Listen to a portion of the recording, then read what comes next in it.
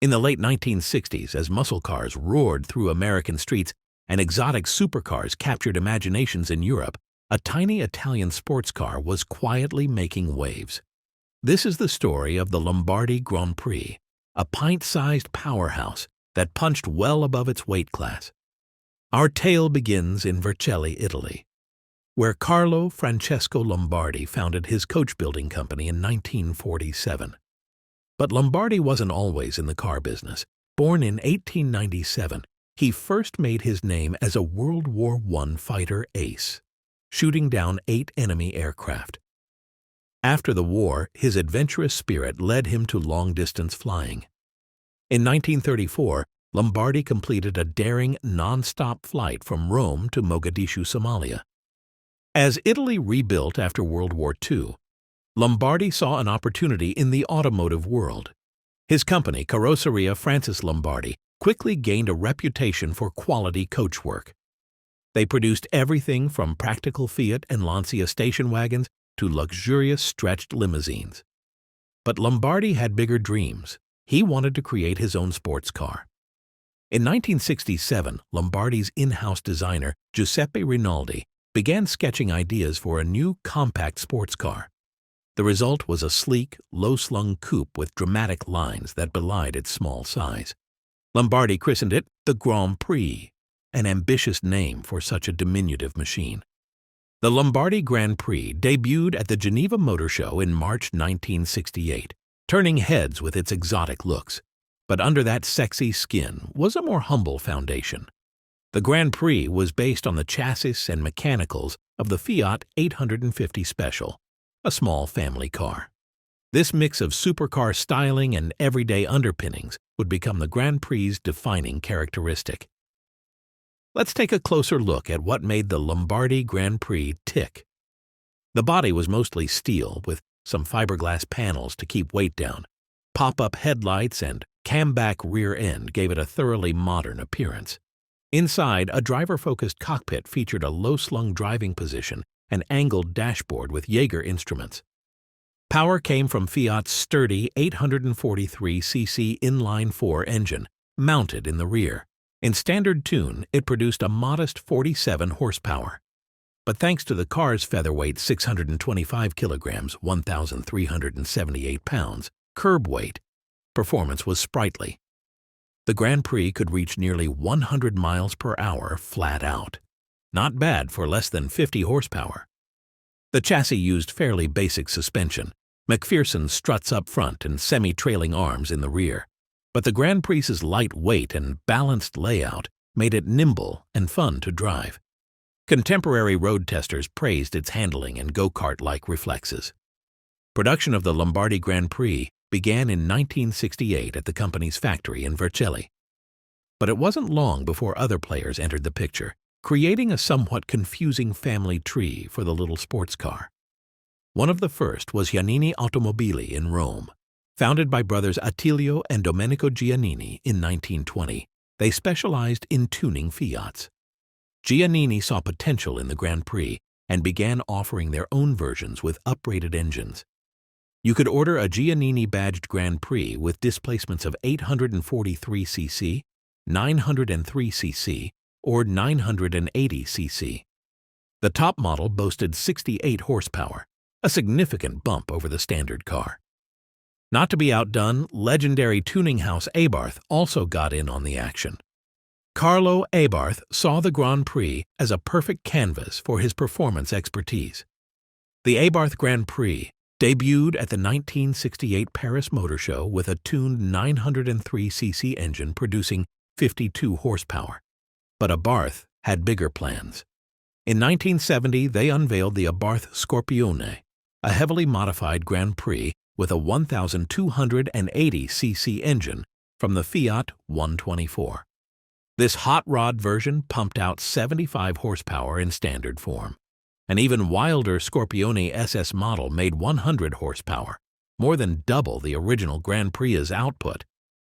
The Scorpione also received upgraded brakes, suspension, and other go-fast goodies. The Grand Prix's story takes an interesting twist when we look at its brief American adventure.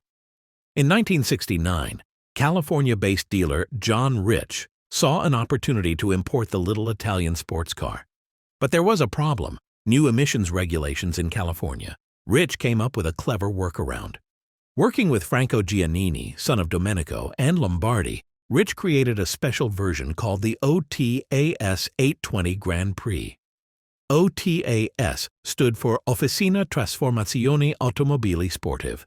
Quite a mouthful.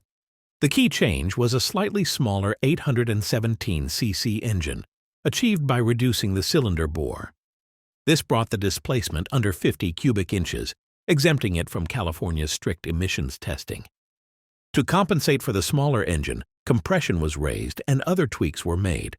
The result was 52 horsepower, on par with the larger European engines. Rich imported around 100 OTAS Grand Prix cars over 2 years, giving American enthusiasts a taste of Italian exotica on a budget. Back in Europe, Francis Lombardi continued developing the Grand Prix. At the 1969 Turin Motor Show, they unveiled the Monza, a Targa top version with a distinctive roll bar. Only 2 Monzas were built, making it one of the rarest Grand Prix variants. The Grand Prix's UK story is perhaps the strangest chapter in its history. Enter Phrixos Dimitriou, a Cypriot millionaire who owned the Olympic Gaming Club in London. For reasons that remain unclear, Dimitriou decided to get into the car import business in the late 1960s. Dimitriou placed a large order for Lombardi Grand Prix cars, modified for right-hand drive. He planned to sell them through his F. Dimitriou Group dealership in Queensway, London. The car was displayed at the Racing Car Show at Olympia in January 1969, with Dimitriou himself appearing on the cover of Car magazine. But Dimitriou's automotive adventure was short-lived. He soon returned to Cyprus, where he reportedly died in a freak accident involving a runaway tank. It's an appropriately bizarre end to the Grand Prix's brief British sojourn. As the 1970s dawned, the Lombardi Grand Prix was facing headwinds. Fiat was reluctant to continue supplying chassis, forcing Lombardi to look for alternatives. Prototypes were built using Volkswagen and NSU powertrains, but never reached production. Lombardi's final attempt to keep the Grand Prix alive was the FL1, a wedge-shaped mid-engine sports car that would have used either a 2-liter Lancia engine or a Ford V6. But it was too little, too late. Production of the Grand Prix ended in 1971, and Carrozzeria Francis Lombardi closed its doors in 1973. Carlo Francesco Lombardi passed away in 1983 at the age of 85, leaving behind a fascinating automotive legacy. So what made the Lombardi Grand Prix special? On paper, it doesn't seem that remarkable, a Fiat-based sports car with modest power. But the Grand Prix was more than the sum of its parts. First, there's the styling. Giuseppe Rinaldi's design still looks fresh today, over 50 years later. The long, low hood, pop-up headlights, and truncated comeback rear give it classic sports car proportions. Yet it's tiny, just over 42 inches tall. This combination of exotic looks and micro size is part of the Grand Prix's charm. Then there's the driving experience. Contemporary road tests praised the Grand Prix's handling and feel. The low seating position, direct steering, and rev-happy engine made it a joy on twisty roads. It might not have been the fastest car, but it was involving and fun.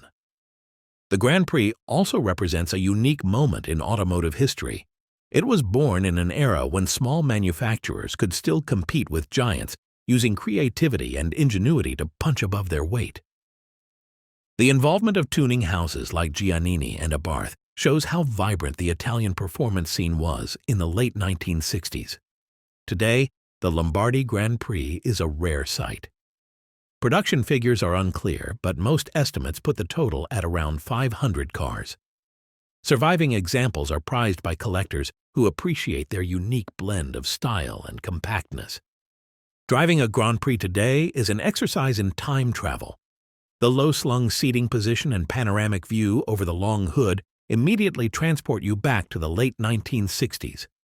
Fire up the little Fiat engine, and you're greeted by an eager rasp from the rear-mounted 4-cylinder. On the move, The Grand Prix feels faster than its modest horsepower suggests. The light weight and close ratio gearbox help it scoot along nicely. It's in the corners where the Lombardi really shines. The steering is direct and full of feel, while the short wheelbase makes it eager to change direction. It's not all roses, of course. The Grand Prix's small size means a cramped interior, especially for taller drivers. The footwell is particularly tight, with the wheel arch intruding on pedal space. Visibility isn't great either, with those lines creating some significant blind spots. The Lombardi Grand Prix's influence can be seen in later microsports cars like the Fiat X1/9 and the Lancia Monte Carlo Scorpion. Its basic concept, exotic styling on humble mechanicals, would be repeated by countless kit car manufacturers in the decades to come. In many ways, the Grand Prix was ahead of its time. Today, we're seeing a renewed interest in small, lightweight sports cars as enthusiasts seek more involvement in their driving. Cars like the Mazda MX-5 and Alpine A110 follow a similar philosophy to the Grand Prix, prioritizing handling and feel over outright power. The Lombardi Grand Prix may not have changed the automotive world, but it left an outsized impression for such a small car. It represents the creativity and passion of Italy's sports car industry in the 1960s. From Carlo Francesco Lombardi's fighter pilot days to John Rich's California dreaming, from Abarth's tuning magic to Phrixos Dimitriou's London escapades, the Grand Prix's story is as colorful as the car itself.